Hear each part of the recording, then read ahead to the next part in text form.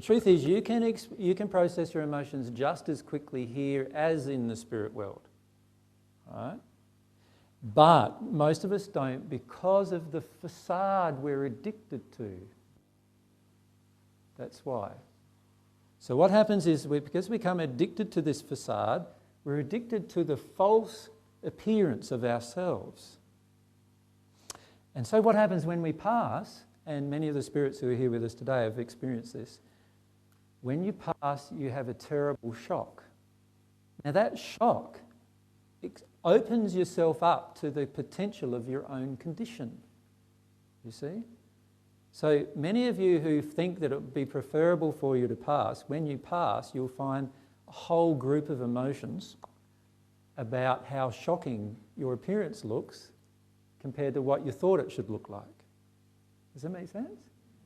And that's what we need to deal with here. If we can deal with that here, then we can progress just as quickly here as we can in the spirit world. Can you see that? That's all we need to do. All we need to do is deal with the fact that we are not seeing ourselves truthfully. Now, the reason why direct and indirect counsel and criticism is so important is because that tells us how we really are. But most of the time we ignore it, don't we? Whoop, that went over my head. Whoop, that went over my head. That went over my head. You know, and then we have all these reflections from our children. Oh yeah, you know, flipping children. I wish I never had them, you know. They create so much pain and turmoil in my life. Not realising, of course, that it's my law of attraction. I'm getting shown a reflection of what is inside of me by my children in particular, right? And then I go to work and I get the same reflection shown at me. And I go to school if I'm that age, I get same reflection. In my relationships with every single person, I get a reflection. And most of the time, we don't want to look in the mirror of that reflection. That's the issue we have. But in the spirit world, you're forced to look at it. And that's the big difference. Can you see the big difference there?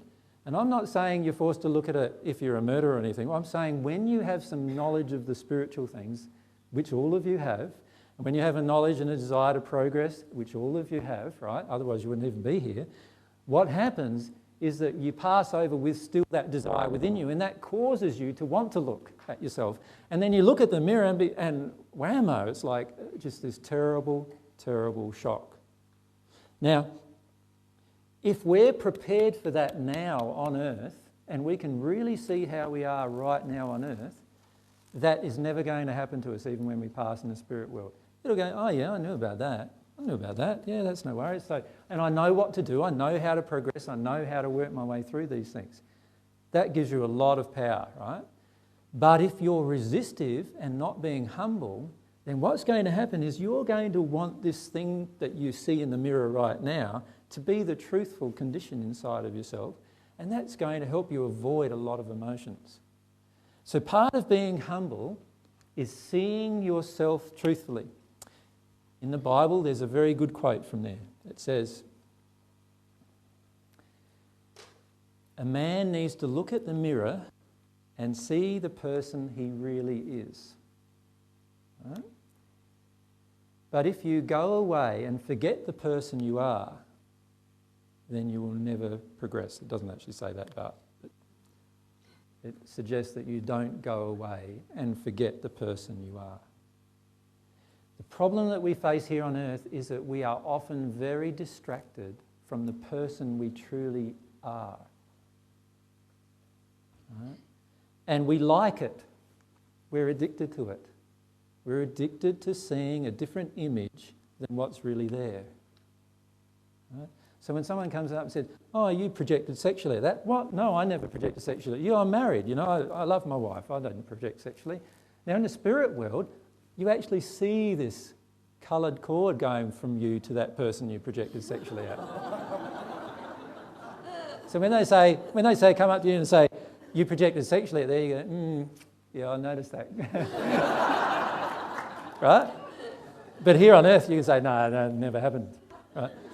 And here on earth, you're very angry right now. No, I'm not. No, I'm not.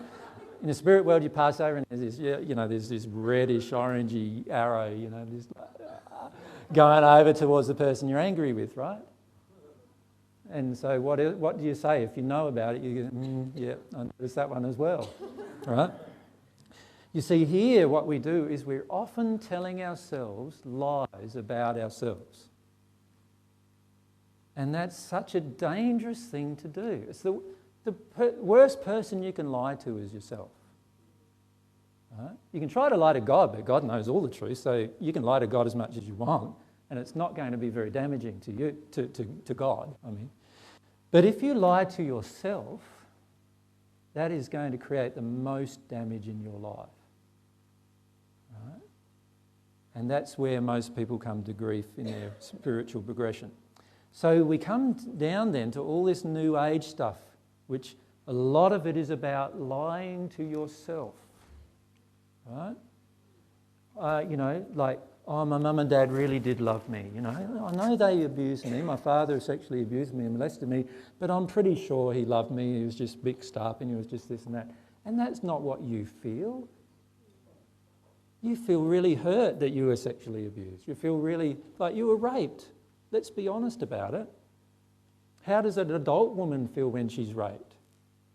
Or what do you think a child would have felt being raped 100 times? Can you see? We've got to get real about the emotion rather than just justifying what's going on and saying it was okay because of whatever reason that we want to justify to ourselves. What about when your family is angry and upset with you? Oh, well, that's just their stuff and they're still my family and I still love them. These are the things we tell ourselves. Like, get real. How do you feel when your family does these things to you? You feel hurt and sad and alone and all these different things are getting triggered that you're not allowing yourself to experience, you see. Humility, remember, is a desire to feel those emotions. It's a wanting to feel them. When you feel them, you'll release them. When you release them, they'll no longer be carried around with you and you will get into a state of true forgiveness after that point. But only after that point. So many of us are trying to manufacture it so that we don't have to feel the emotion. Right? We've got to get away from that. In the spirit world, you can't do that, you see? Because in the spirit world, you manufacture it and you've got all of these spirits around you going, yeah, that's just fake, that's just fake, that's just fake. They can see you, right?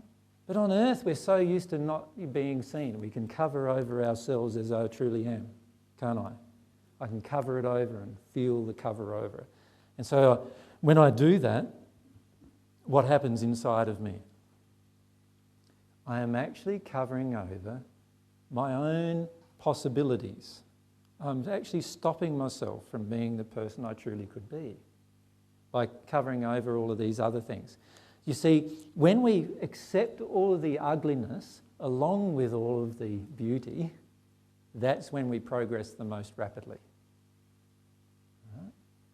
But when we just accept the beauty, we're going to get to a point of stagnation because we're not accepting the ugliness yet.